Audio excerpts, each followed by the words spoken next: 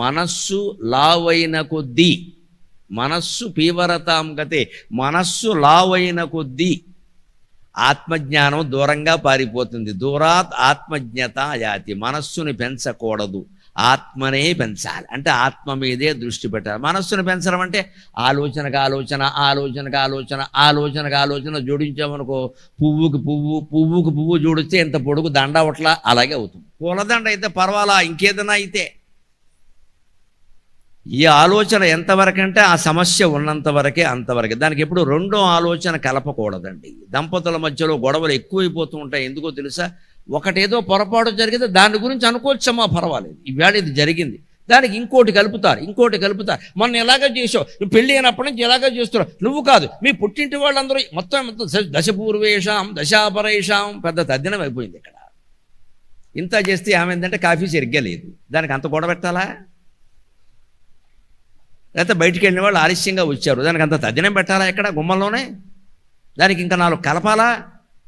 ఈ కలిపి కలగాపులకం చేయకూడదండి. తగాదా ఎప్పుడు ఇద్దరు మిత్రుల మధ్య వచ్చినా, భార్యాభర్తల మధ్య వచ్చినా, విద్యార్థుల మధ్య వచ్చినా, దేనికి వచ్చిందో దాని గురించే మాట్లాడుకో, దానికి ఇటు అటు ఏం కలపక. అలాగే ఇంకో మాట చెబుతున్నాను, నమస్కారం పెట్టి, భార్యాభర్తల మధ్యలో తగాదాలు వస్తే మనకి చెప్పినా సరే ఇటువాళ్ళు అటువాళ్ళు ఎవ్వరూ కల్పించుకోకుండా ఉంటే వాళ్ళు 3 రోజుల్లో కలిసిపోతారు, అనుమానమే లేదు. మమ్మీ అని ఫోన్ చేయగానే ఈవిడో గీతోపదేశం, డమ్మీ అని ఫోన్ చేయగానే ఆవిడో గీతోపదేశం. ఇందులో మగాళ్ళ కంటే ఆడాళ్ళకే ఎక్కువ చెప్పాలి ఈ విషయాలు. మగాడు కల్పించుకోడు, వాడు దారిని వాడు పోతాడు. వీళ్ళు అలా కాదు, మనం ఎందుకు ఊరుకోవాలా, అయిపోయింది అక్కడ.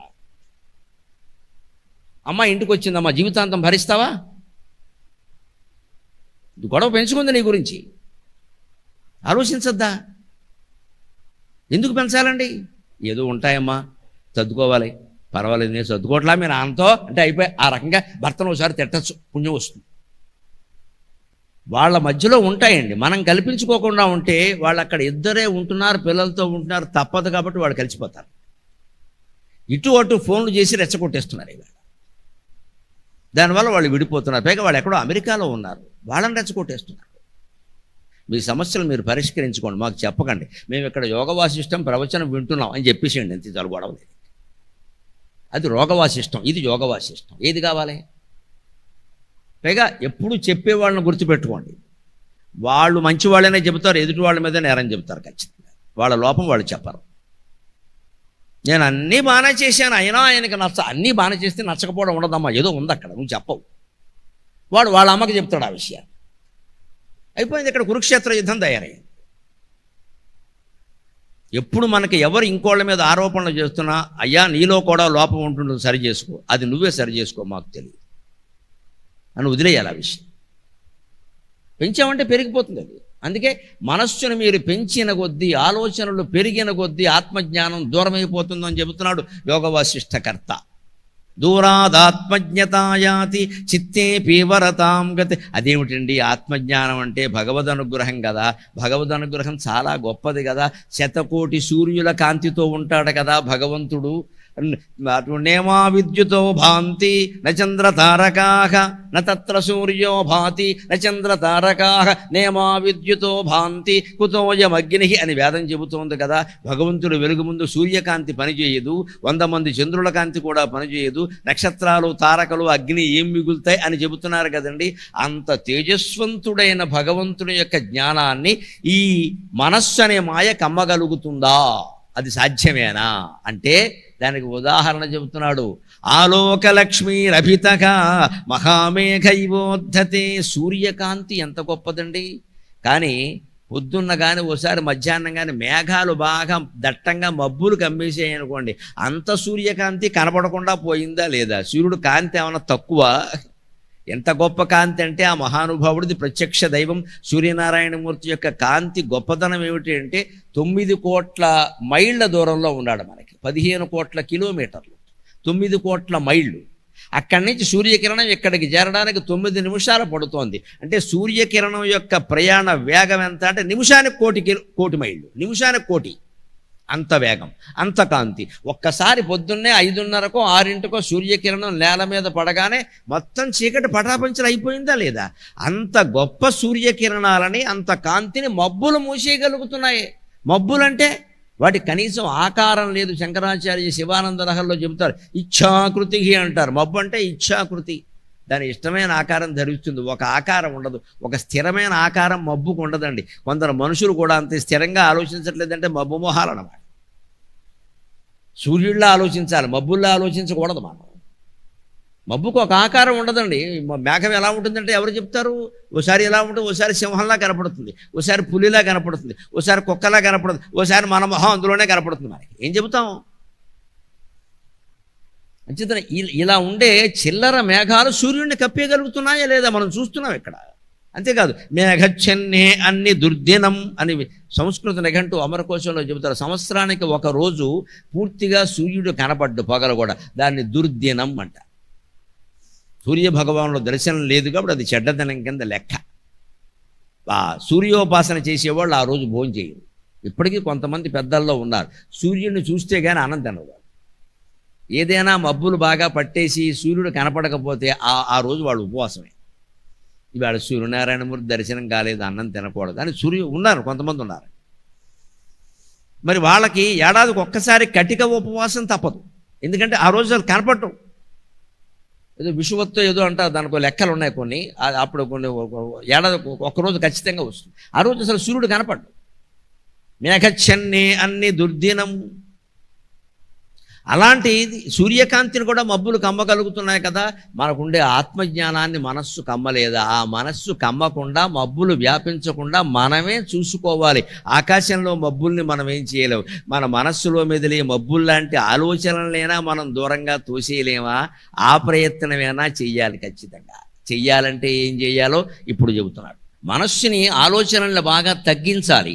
ఆత్మజ్ఞానానికి దగ్గరవ్వాలంటే క్రమంగా ఎటువంటి అభ్యాసం చేయాలి? ఎప్పుడైనా సంతకెడితే తెలుస్తుంది.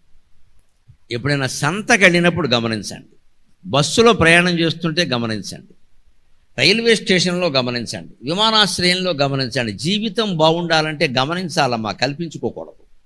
గమనించాలి, కల్పించుకోకూడదు. మాట జాగ్రత్తగా అర్థం చేసుకో. మనం గమనించాలి, కల్పించుకోవద్దు. తగాదాల్లో మనం వేలు పడ్డది, కానీ గమనించాలి. మొత్తం తగాదా అవుతున్నంతసేపు అలాగే కూర్చోండి అక్కడ, అంతే. బాగా అర్థం చేసుకోండి విషయాన్ని. తగాదాలు ఎందుకు వస్తాయో తెలుస్తుంది, కనీసం మన ఇంట్లో లేకుండా చేసుకోవచ్చు. మనం కల్పించుకున్నామంటే ఒక పక్షం వహిస్తాం, వెంటనే పక్షపాతం వచ్చేసింది. ఇక మనకి తగాదా అర్థం కాదు.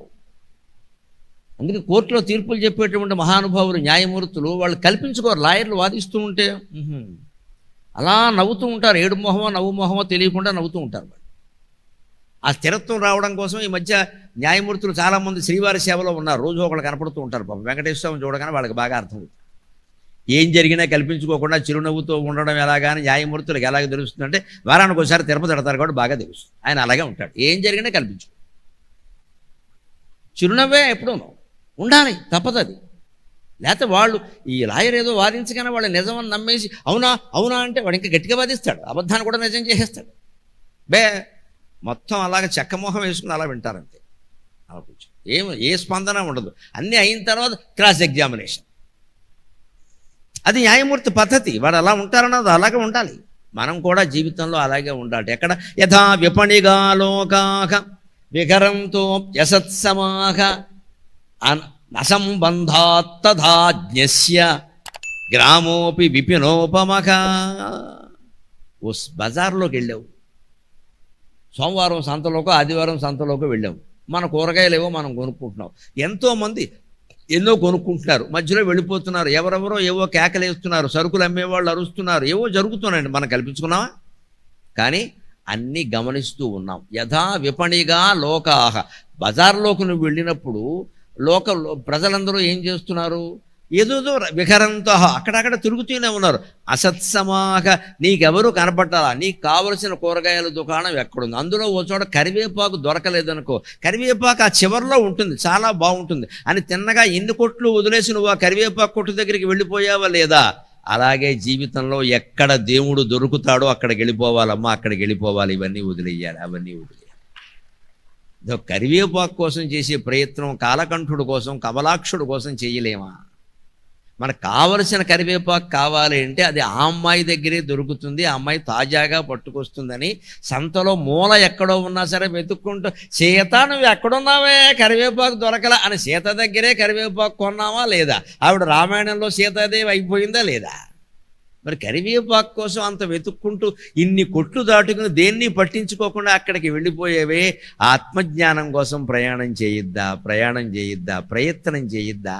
అంత తేలిగ్గా మన దగ్గరకు వస్తుందా? కరివేపాకు రాంది కనకదుర్గాదేవి వస్తుందా అండి? అది చెబుతున్నాడు ఇక్కడ. 7000 ఏళ్ల క్రితం చెప్పినటువంటి యోగ వాసిష్టంలో ఈనాటి సమాజానికి అన్వయమయ్యే విషయాలు ఎన్ని ఉన్నాయో చూడండి. యథా విపణిగా లోకాహ విహరంతోపి అసత్సమాహ. నువ్వు కరివేపాకు కోసం అంత దూరం వెతుక్కుంటూ వెళ్ళినప్పుడు నిన్ను దాటుకుంటూ కొంతమంది, రాసుకుంటూ కొంతమంది, పూసుకుంటూ కొంతమంది, పట్టించుకోకుండా కొంతమంది వెళ్ళిపోయారు కదా. అంతమందిని నువ్వేం పట్టించుకోలేదు, వాళ్ళు ఉన్నా లేకపోయినట్టే కదా నీ దృష్టిలో, నువ్వేం పట్టించుకోలేదు కదా. విహరంతోపి అసత్సమాహ, విహరిస్తున్నారు కానీ నీ దృష్టిలో లేనట్టే కదా. తథా అసంబంధాత్ తథా జ్ఞస్య, జ్ఞస్య అంటే జ్ఞాని అయిన వాడికి, అసంబంధాత్ లోకంలో అన్ని విషయాలతో ఏ విషయంతోనూ లోతైన సంబంధం పెట్టుకోకుండా ఉంటే, గ్రామోపి విపినోపమక, గ్రామంలో ఉన్నా సరే అతను అరణ్యంలో తపస్సు చేస్తున్నట్టే లెక్క. ఇప్పుడు మనం సంసారాలు సుఖంగా చేయొచ్చు, అందులోంచి వెళ్ళక్కర్లేదు, ఏది మానక్కర్లేదు. ఒక పెళ్లి జరుగుతోంది, మనని పిలిచారు, హాయిగా కూర్చుని చూడండి. వచ్చిపోయే వాళ్ళందరినీ పలకరించక్కల, మనకు దగ్గర వాడు ఎవడో ఉంటే పలకరిస్తాం, లేకపోతే ఇంకా అక్కడ కూర్చొని ఆయన వచ్చాడా, వీళ్ళ మేనమా ఒకడున్నాడు వచ్చాడా, ఎందుకు రాలేదు, ఈ ముసలాయనకి ఎంక్వైరీ ఎందుకండి ఇప్పుడు వాళ్ళు ఆక్షేపించడానికి.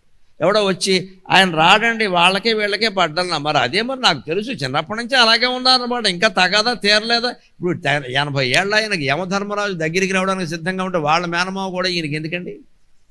ఈయన పెళ్ళికి పిలవడమే తప్పసలు.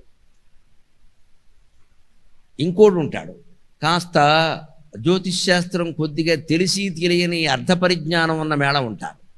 వీళ్ళకి మనం శుభలేఖ వేసామనుకోండి, వాడు మనకేదో దగ్గర చుట్టం అనుకుందాం, లేకపోతే తెలుసున్న మిత్రుడు అనుకుందాం. మనం శుభలేఖ వేసాక వాడిని రమ్మనే కదా వేసాం, మనం వస్తే రావచ్చు లేకపోతే మానేయచ్చు. మనకి ఫోన్ చేసి ఏమంటాడో తెలుసా, ఈ ముహూర్తం ఎవడ పెట్టాడరా, కొంపలు అంటుకుపోయాయి. ఇప్పుడు ఇక్కడ శుభలేఖ వేసేసాం మనం, 10 రోజుల్లో పెళ్ళి ఉంది, ఏదో తోడళ్ళు కదానో మేనలుడు కదానో మేనమామ కదానో పంపించాం. ఇప్పుడు వస్తే రావాలి, లేకపోతే మా ఇటువంటి వ్యధ వ్యాఖ్యానాలు చేయకూడదు. వీడికి బాధ ఏమిటో తెలుసా, వీడికి జ్యోతిష్ శాస్త్రం తెలుసు, వీడి చేత ముహూర్తం పెట్టించకుండా వేరే వాడి చేత పెట్టించు, అది ఫీలింగు, శాస్త్రదోషం కాదు అది. ఈయన చేత పెట్టించలా, నేను స్వయంగా ఇక్కడ తోడేళ్ళు నేను ఉండగా నాకు చెప్పడా ఆయన, ఆ ముహూర్తం రే దోషం అత్తగారు పోతుందంటాడు, ఎవరు అత్తగారో తెలియదు. దాంతో ఏమైంది, సొంత దగ్గరవాడు ఎవరో ఈ మాట చెప్పేసరికి మన గుండెల్లో రాయబడింది. ఇక్కడ చెయ్యాలా వద్దా, మానేద్దాం పోనీ, ఈయన మాట పట్టుకుని ఊరేగుదామంటే 10 రోజుల్లో పెళ్ళి ఉంది, ఏం చేస్తావు?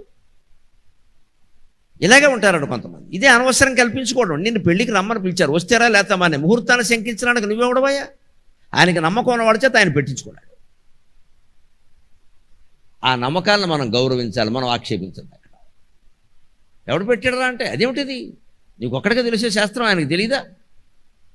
ఒకవేళ తెలుసో తెలియదు, అయిపోయింది, 10 రోజుల్లో పెళ్ళింది, నువ్వు ఇప్పుడు ఆక్షేపిస్తే ఆయన ఏం చేస్తాడు? ఇక్కడ ఎప్పుడు పెళ్లి సంబంధాల విషయంలో కుదిరిపోయాక, తాంబూలాలు పుచ్చుకున్నాక, ముహూర్తం పెట్టుకున్నాక మనకి ఎన్ని వార్తలు తెలిసినా వాళ్ళకి చెప్పకూడదమ్మా. నిశ్చితార్థం అయిందంటే అంతే, ఇంకా మాట్లాడదు. ఒక నిర్ణయం తీసుకోవడానికి ముందు 10 నిమిషాలు కాదు, 10 గంటలు కాదు, 10 రోజులు ఆలోచించినా పర్వాలేదు. ఒక నిర్ణయం తీసుకున్నాక వెనకాడకూడదు. నమశివాభ్యాం నవయౌవనాభ్యాం, వెళ్ళిపోవడమే అంతే లెక్క. ఏదైతే అది అవుతుంది, వాళ్ళ కర్మ ఎలా ఉంటే అలా జరుగుతుంది. అప్పుడే జీవితంలో గెలవగలుగుతాం మనం. ప్రతిదానికి ఈ శంక లాగానాం పీకానాం ఎంతకాలం ఇది? ఎవడో ఒకడు ఏదో అంటూనే ఉంటాడు ఇక్కడ. ఎందుకంటే వాడి పిల్లని మన అబ్బాయికి చేసుకోలేదని వాడికి ఉంటుంది మనస్సులో, వాడు వంకెడతాడు, వాడు అండో ఎవరి చేతో అనిపిస్తాడు. వాళ్ళ అబ్బాయికి రాని ఉద్యోగం మన అబ్బాయికి వచ్చిందని అసూయ ఉంటుంది, దానికోసం వంకెడతాడు. ఇక్కడ ఈ మధ్య అమెరికాలో అందరినీ కాల్చేస్తున్నారు, అందరినీ కాల్చేస్తే వీడిని కూడా కాల్చేయాలేటి, అందరినీ ఏం కాల్చేయలేదు అక్కడ. ఇది జనరల్గా జరిగే విషయాలు అవి. దాన్ని పట్టుకుని ఇంకా మొత్తం ప్రతివాడిని భయపడితే, ఇలా పెట్టేవాళ్ళు సమాజంలో ఉన్నారు, వీళ్ళే చీడపురుగులండి.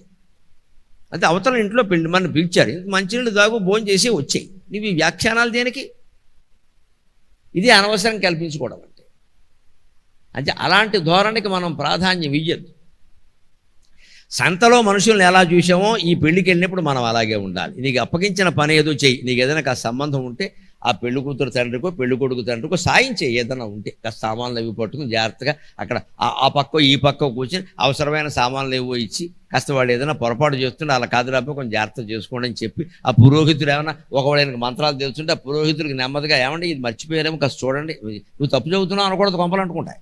అందుకే ఈ ప్రక్రియ మర్చిపోయినట్టున్నారు, కాస్త చూడండి అని చెప్పి చేయించచ్చు, తప్పులేదు. మనం సాయం చేయాలి కానీ అసలు సంబంధాలు పెట్టుకుని ఊరికే మాట్లాడామనుకో పెళ్ళి ఆగిపోతుంది, మనకి లేనిపోయిన గొడవ. ఇంట్లో విషయాలైనా అంతే, కొడుకు కోళ్ళైనా కూతురు అల్లుడైనా ఎక్కడి నుంచి ఫోన్లు చేసినా ఇంట్లోనే మన ముందు ఘర్షణ పడుతూ ఉన్నా వీలైనంత వరకు ఘర్షణ మంచే ప్రయత్నం ఏమిటంటే మాట్లాడకుండా న్యూస్ పేపర్ చదువుకుంటే అరగంటలో శాంతం అయిపోతుంది. అంతకు మించింది లేదు. పైగా పత్రికల వారిని పోషించినట్టు అవుతుంది సుఖంగా.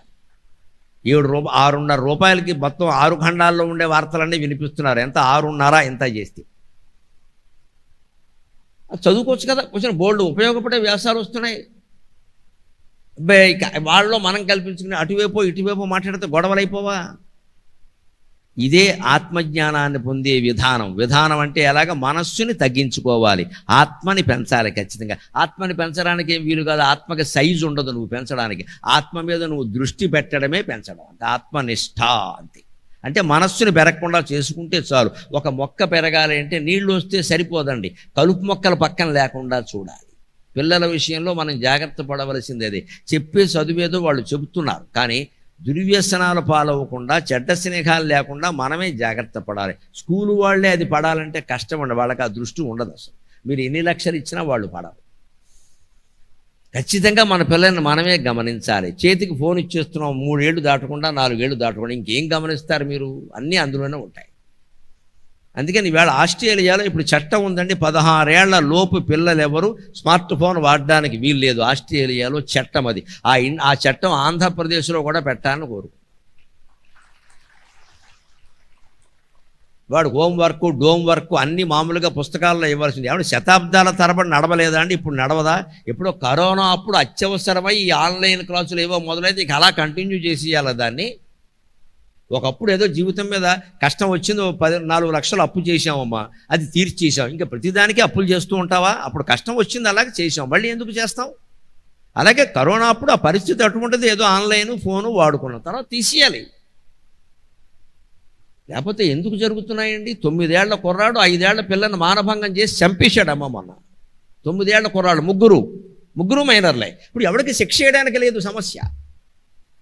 వాళ్ళు మైనర్లు, అంతా 15 ఏళ్ళ లోపు, ముగ్గురు కలిసి ఇంత చేసి 6 ఏళ్ళ అమ్మాయిని.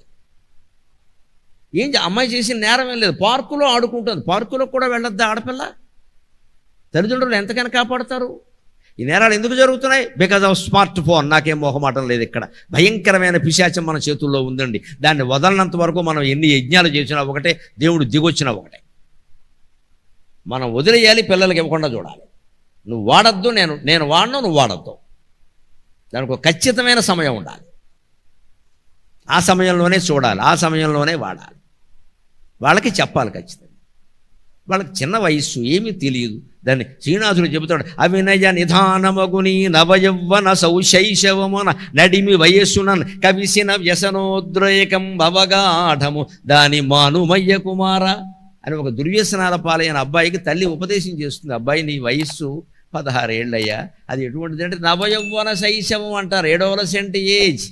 దాన్నే కౌమారం అంటారు. అంటే యువకుడా అంటే కాదు, చంటి పిల్లాడా అంటే కాదు, వాడు శిశువు కాదు, యువకుడు కాదు, మధ్యలో ఉన్నాడు. దాన్నే కౌమారం అంటారు, అడోలసెంట్ ఏజ్ అంటారు ఇంగ్లీషులో. దాన్ని శ్రీనాథుడు చక్కగా నవయవ్వన శైశవం అన్నాడు. వాడికి యవ్వనం వచ్చింది, కొత్తగా యవ్వనంలోకి ప్రవేశిస్తున్నాడు, కానీ శిశుత్వం పోలేదు. ఇంకా పసిపిల్లాళ్ళ ఆలోచించే లక్షణం పోలేదు. శైశవం పోకుండానే, యవ్వనం రాకుండానే మధ్యలో ఉన్న దశ ఉంది. సరిగ్గా మన పిల్లలు ఇంటర్మీడియట్ ఏజ్, అది సరిగ్గా నడిస్తే ఇంటర్మీడియట్, లేకపోతే ఇంటర్మీడియట్ అయిపోతాడు అంతే అనుమానం. అక్కడే మనం జాగ్రత్తగా, అప్పుడు మనం తీసుకెళ్ళి హాస్టల్లో బారేస్తున్నామండి. అది శాపం అయిపోయిందమ్మా, అది శాపం అయిపోయింది. పిల్లలు డిగ్రీ పూర్తయ్యే వరకు మన ఇంట్లోనే ఉండాలి. కష్టపెట్టినా కష్టాలు పడినా ఏం చేసినా మనమే భరించాలి. అప్పుడే సమాజం బాగుంటుంది. మీకు నచ్చినా నచ్చకపోయినా ఇది సత్యమైన మాట. డిగ్రీ చదివే వరకు మన దగ్గర, డిగ్రీ పూర్తయ్యే వరకు మన దగ్గర. అమ్మాయి అయినా, ఇద్దరు పిల్లలకి సంబంధించిన సమస్యలు మనం భరించలేనప్పుడు రెసిడెన్షియల్ కాలేజీ వాడు ఎలా భరిస్తారండి? మన అజ్ఞానం కాదా అది? ఎన్ని లక్షలు కడితే మాత్రం ఇంటర్మీడియట్ చదువు అంత గొప్ప హాస్టల్లో పెట్టి చదివించాల్సినంత చదువు అది మన ఇంట్లో ఉంటే చదవడా? ఏం చదువుతాడో తెలియదు కానీ పిచ్చి వ్యసనాలన్నీ వస్తున్నాయి. వాడు ఫోన్ పట్టు కూర్చుంటాడు, వాళ్ళు ఎవరు బాధ్యత వహించరు. అక్కడేమో కిక్కిరిసిపోయిన గదుల్లో పెట్టి ఒక గదికి ఒకటే బాత్రూమ్ పెట్టి 6గురిని పెడుతున్నారమ్మా, చచ్చిపోతున్నారు తెల్లరగట్ట 4 గంటలకు తయారవ్వలేక. కోట్లు సంపాదిస్తున్న వాళ్ళు చేస్తున్న వ్యాపారం ఇది, పేదవాళ్ళు కాదండి, కోట్లు సంపాదిస్తున్న వాళ్ళు చేస్తున్న వ్యాపారం. పిల్లల్ని హింస పెడుతున్నారండి. 4 గంటలకు తయారై 4:30కి స్టడీ అవర్ అంటారు, 6గురు ఉంటారు, ఒకటే బాత్రూమ్ ఉంటుంది, ఎవడు వెళ్ళాలి ఎవడు మానేయాలి? సంస్థల దగ్గర డబ్బులు లేక కాదండి, 2 రూమ్ ఇవ్వచ్చు, ఒకటే బాత్రూమ్ ఇవ్వనండి, ఇవ్వరండి, 6గురిని పెడతారు. అటువంటి వాటిలో మనం చేరుస్తున్నాం పనిగట్టుకుని. మన పిల్లలు మన ఇంట్లో పెట్టుకోలేమా? ఆ మాత్రం గవర్నమెంట్ కాలేజీలు కదా, ప్రైవేట్ కాలేజీలు కూడా చదువు చెప్పి పంపేసి ఉన్నాయి కదండి. హాస్టల్ లేకపోవచ్చు, డే స్కాలర్ అంటారు, సాయంత్రం పంపిస్తారు, పంపిణీయండి. మన బుర్రలు దయచేసి నన్ను అనుకోవద్దు. ఎలా ఆలోచిస్తున్నామంటే మనం ఏదో వాళ్ళు చూసుకుంటారు, మనకి ఆ బాధ్యత లేకుండా ఉంటే సరే. ఇది తల్లిదండ్రుల ద్రోహ చింతనమ్మా, ఇది ద్రోహ చింతన, ఆత్మవంచన చేసుకుంటున్నామా. మీ కాలక్షేపాలు మీవా, వాళ్ళ దారిని వాళ్ళు వదిలేస్తారా? పిల్లలు చెడిపోతే ఎవరు బాధ్యత వహిస్తారండి? 2 పిల్లలకి మనం బాధ్యత వహించలేని వాళ్ళం 200 మందికి వాళ్ళు బాధ్యత వహిస్తారని అనుకోవడం అజ్ఞానమా కాదా? మన పిల్లల్ని మనమే చెడగొట్టుకుంటున్నావా లేదా? పోనీ హాస్టల్లో చదవడం వాళ్ళకి ఏమైనా ఇష్టమా? అస్సలు ఇష్టం లేదు వాళ్ళకి. వాడు ఎప్పుడు పారిపోదామని వాడు చూస్తున్నాడు, వాడికి ఇష్టం లేదు, మనకేమో ప్రమాదం. ఎందుకు చేరుస్తున్నాం? కేవలం రెసిడెన్షియల్ కాలేజీలో వాడు అన్నం వ్యాపారం చేసుకోవడానికి మనం సహకరిస్తున్నాం, అంతకంటే లేదు. ఇక్కడ వాడు అన్నం వ్యాపారం చేస్తున్నారు. They are doing food business, not education business. Education బిజినెస్సే తప్పు, ఇప్పుడు ఫుడ్ బిజినెస్ కూడా మొదలుపెట్టారు. మొత్తం వాళ్ళు 1000 కోట్లు సంపాదిస్తున్నారు, శుభ్రంగా రాజకీయాల్లో చేస్తున్నారు, పదవులు అనుభవిస్తున్నారు హాయిగా.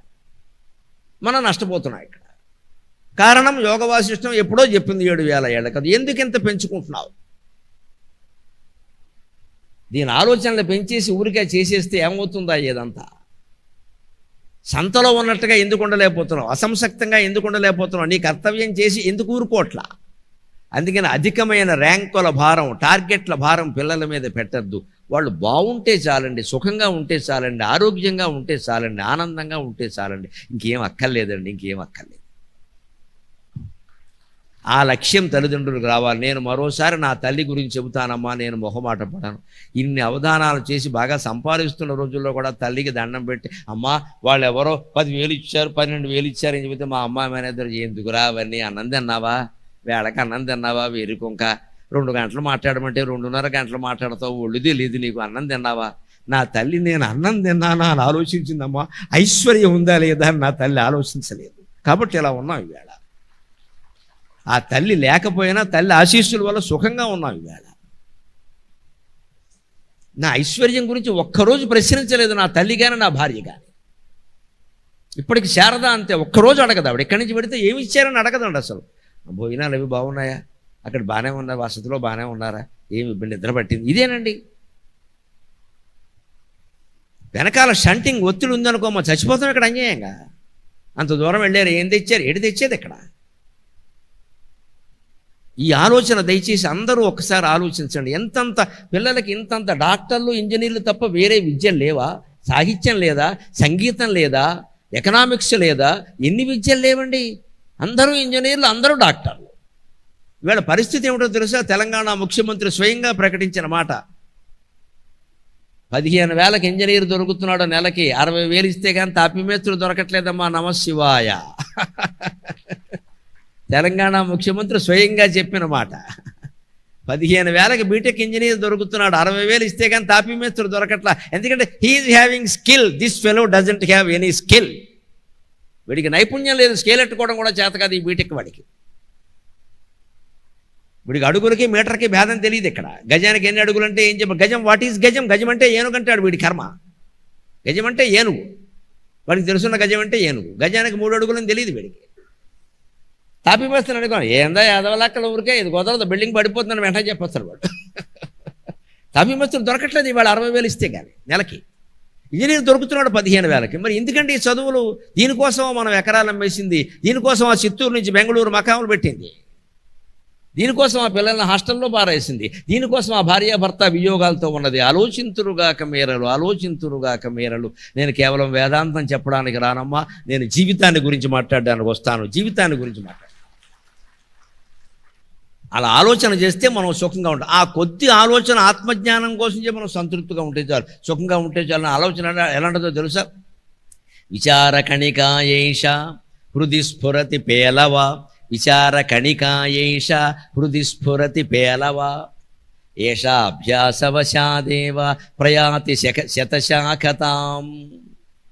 ఆత్మజ్ఞానం, నేనెవరనేటువంటి విచారం అంటే దుఃఖం కాదు, ఆలోచన కణిక, చిన్నదిగా ఉంటుంది. ముందు దీప కళిక ఎలా ఉంటుందో, చిన్న ముక్క ఎలా ఉంటుందో అలాగే కొంచెంతోనే ఆలోచన మొదలవుతుంది. ఈ ప్రసంగాలు 3 రోజులు జరుగుతున్నాయి. 3 రోజులు 6 గంటల పైగా నేను మాట్లాడతాను. మీలో ఒక ఆలోచన ఇప్పటికే ఉన్నవాళ్ళు సంతోషం, జ్ఞానుడైన వాళ్ళకి నమస్కారం. కానీ ఎంత అజ్ఞానంలో ఉన్నా కొంతైనా ఆలోచన వచ్చి తీరుతుందమ్మా. అది ఎప్పుడూ ప్రవచనం ప్రభావం, దాన్ని కాదనలేమా. మీరు ఇంటికి వెళ్ళి ఏం చేయాలంటే దానికి అభ్యాసం చెయ్యాలి, దాన్ని పెంచాలి. దీపానికి నూనె పోసినట్టు ఒత్తి పైకి ఎగదోసినట్టే ఆ జ్ఞానదీపం వెలిగేలా చెయ్యాలి. విచార కణికాయేష హృది స్ఫురతి పేలవ. ఈ ఆత్మజ్ఞాన విచారం అనేటువంటి కణిక హృదయంలో ముందు చాలా సన్నగా వెలుగుతూ ఉంటుంది. అది ఏష అభ్యాసవశాదేవ, ఏషా అభ్యాసవశాదేవ ప్రయాతి శతశాఖతాం. రోజు అదే పనిగా అభ్యాసం చేసి నేనెవరు, ఆత్మ ఏమిటి, మనస్సు ఏమిటి, బుద్ధి ఏమిటి, ఇంద్రియాలు ఏమిటి అని కనీసం ఒక్క మాట చెబుతున్నా. రోజుకు 5 నిమిషాలు కేటాయించండి, పడుకునే ముందు కేటాయించండి. ఎన్ని పనులైనా చేయండి. ఎప్పుడప్పుడు పడుకుంటాంగా, 10 అయినా 11ంటికైనా పడుకోవాలిగా. నిద్ర పట్టదుగా మన బతుకులకి. వెంటనే ఆ నిద్ర పట్టన సమయాన్ని భగవత్ స్మరణకు కేటాయించండి, భగవత్ చింతనకు కేటాయించండి. ఎంత అదృష్టం ఉంటుందో జీవితం అంతా బాగుంటుంది. ఎందుకంటే దొరికితే భగవంతుడు దొరుకుతాడు. లేకపోతే జపం చేసిన ఫలం ఉంటుందమ్మా, అది సామాన్యమైంది కాదు. కోటి పూజలు ఒక స్తోత్ర పారాయణతో సమానం, కోటి స్తోత్ర పారాయణలు ఒక ధ్యానంతో సమానం, కోటి ధ్యానాలు మనస్సుని భగవంతుడిలో క్షణము లయం చేయడంతో సమానం. అంత గొప్పది మనోలయం. ఏమీ ఆలోచించకుండా ఆ ఆలోచించని బిందువు దగ్గర ఉండిపోవడం ఉందే ఆత్మధ్యానం. అది కోటి పూజలు ఒక స్తోత్రంతో సమానమైతే, కోటి స్తోత్రాలు ఒక ధ్యానంతో సమానమైతే, కోటి ధ్యానాలతో సమానం మనోలయం అనేది. దానికోసం సాధన చెయ్యాలా వద్దా? 5 నిమిషాలు, ఎక్కువ అక్కర్లా. నిద్ర పట్టే వరకు వేరే సమయం కూడా అక్కర్లేదు. మీ పనులు ఏం అనుకోక్కర్లేదు, ఎలాగో నిద్ర పట్టదుగా. అభ్యాసవశాదేవ, అభ్యాసం వల్ల ఏమవుతుందంటే ప్రయాతి శతశాఖతాం, 100 కొమ్మలతో 100 రెమ్మలతో ఊడలతో వ్యాపించిన మర్రి చెట్టులాగా ఆత్మజ్ఞాన మహావృక్షం నీలో పెరుగుతుంది మహానుభావ అంటున్నాడు వశిష్ఠుడు రామచంద్రమూర్తితో.